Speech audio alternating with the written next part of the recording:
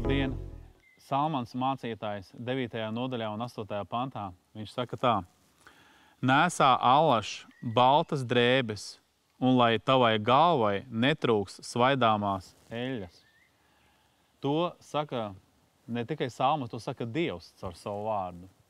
Un viņš saka, ka lai es nēsāju allaž šīs te baltās drēbes, tas kungs, viņš ir noņēmis no manas dzīves visu to netīro, manu paštaisnību, liekulību, visu to, kas šodien varētu Dievu priekšā vienkārši smirdēt un kas būtu aptraipīts.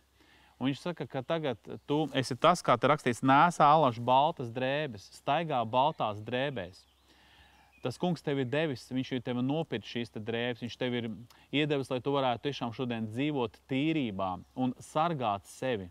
Un kas notiks tālāk? Tur rakstīts, ka lai tavai galvai netrūks svaidāmās eļļas, svētā gara klātbūtne, viņa dod cilvēkam prieku.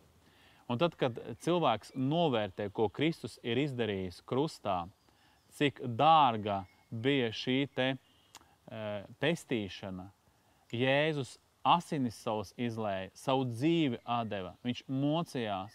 Un tad, kad es to saprotu, ar kādu cenu man bija dot šīs drēbes, zini, Dievs viņš dod vislabāko, arī tad pazudušais dēls, kad viņš atnāca mājās, tēvs teica, dodiet vislabākās drēbes, vislabākās drēbes.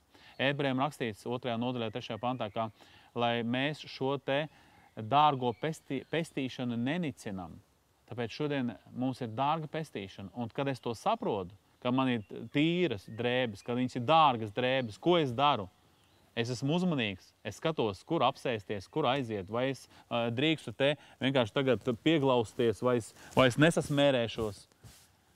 Jo es saprotu, ka es esmu dārgās drēbēs ģērbs, tāpēc, ja es to novērtēju, tad es tiešām varēšu staigāt tīrās drēbēs. Ja es to nenovērtēju, tad, protams, manā dzīvē nebūs šī te svētstaigāšana, un es tiešām nevarēšu izpatikt Dievam tā, kā tas viņam ir tīkams. Mans mīļais kungs, es lūdzu tevi svētī, lai mēs ar vienu novērtējam, ar kādu upuru mēs esam izpirkti, ar kādu cenu mums ir dot šīs te baltās drēbes, lai mēs allaž varētu viņās staigāt, kungs, lai tiešām no mums nes šī patīkamā smārža, Dievs.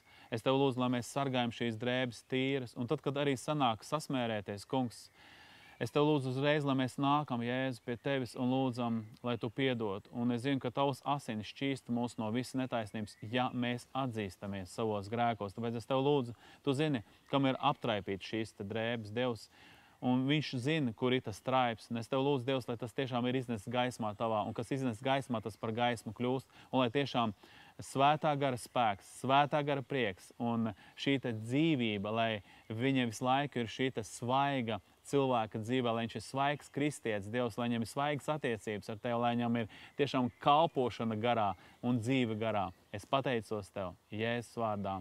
Āmen. Lai Dievs tev svētī, sargi to, ko tas kungs tev devis, un tas kungs viņš pagodināsies caur tavu dzīvi. Visu labu!